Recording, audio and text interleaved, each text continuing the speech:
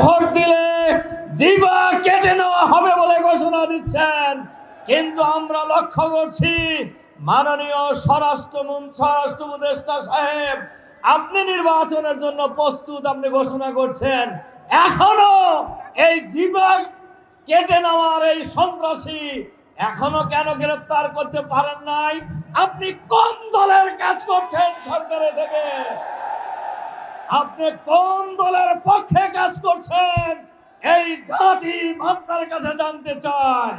আপনারা নিরপেক্ষ সরকার, অন্তর্বর্তীকালীন সরকার, আপনারা ক্ষমতায় বসেন নাই।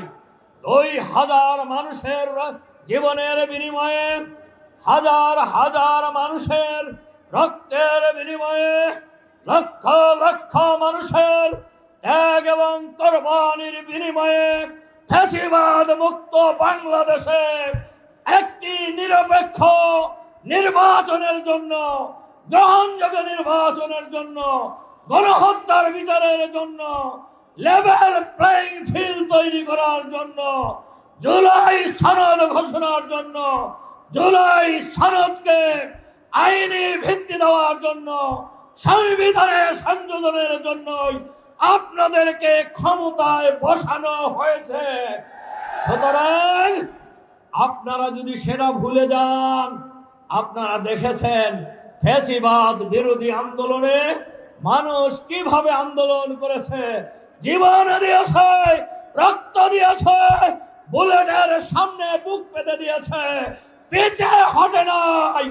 সুতরাং আপনাদেরকে ভালোভাবেই মনে রাখতে হবে, জনগণের সাথে তামাশা করলে, জনগণের মতের বাইরে কোনো কাজ করলে জনগণ এটা বরদাস্ত করবে না।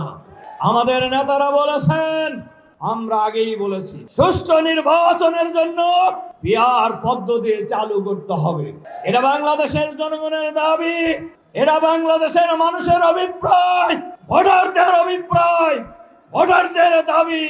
পিআর পদ্ধতি চালু হলেই জনগণের ভোটাধিকার নিশ্চিত করা যাবে। আর নিরপেক্ষ নির্বাচনের বাইরে কোন নির্বাচন, হাসিনা মার্কা নির্বাচন, হুদা মার্কা নির্বাচন বাংলাদেশের মানুষ আর করতে দেবে না বাংলাদেশে। এজন্য এই জামাতের পক্ষ থেকে যে দাবি ঘোষণা করা হয়েছে, এই দাবি জনগণের দাবি, এই দাবির ভিত্তিতে সবাইকে ঐক্যবদ্ধ হওয়ার আহ্বান।